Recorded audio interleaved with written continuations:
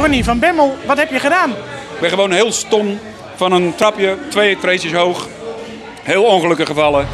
En nu is het botje, middenhandsbeentje is gebroken. Dus niet echt heel ernstig. Maar we gaan nog 2 weken gips en dan zijn we weer klaar. Gelukkig ben je rechts en kun je de microfoon nog vasthouden. Ik ben zo rechts. Ik kan echt helemaal niks met links. Ja, geldbeuren, dat gaat nog goed met links. Dat gaat nog aardig. Maar dat kan nog steeds. Dat kan nog steeds. Ik moet alleen wel gelijk bij hand erop, anders waait het weg. En het lijkt me wel leuk, want ik heb eigenlijk gisteren dit gips gehad. Normaal ben ik altijd sta ik achter het podium handtekeningen uit te delen. Het is wel leuk als ik nou een handtekening van TV Oranje krijg eens een keer. Kijk, dit is de eerste, TV Oranje. Straks gaan we nog even naar collega's van Radio NL. Dus die mag op de voorkant. En dan de rest volgende week op vakantie. We gaan zondag richting Spanje.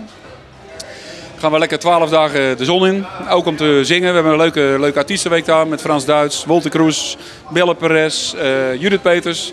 Hele leuke week. Heb ik vorig jaar ook gedaan. En daar heb ik echt heel veel zin om weer naartoe te gaan. Dus wat dat betreft komt het goed uit dat ik geen andere gekke dingen hoef te doen. Dus je gaat echt werk en vakantie combineren? Ja, het was in principe een weekje dat we daar geboekt zijn. En ik heb er een paar dagen aangeplakt. Dus we gaan lekker 12 dagen genieten van de zon. Als de zon hier niet komt, dan zoeken we hem wel op. En waar in Spanje is dat? Macratama, Santa Susana.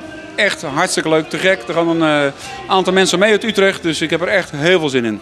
En hoe ziet voor jou de ideale vakantie er normaal uit? Ben je een actieve vakantieganger of een lui vakantieganger? Ik ben 50 jaar en ik ben eigenlijk dag en nacht actief. Dus als ik opsta totdat ik naar bed ga, ben ik echt actief. Met mijn handen, maar ook hier. En als ik op vakantie ben, dan gaat de accu gaat dan op 0.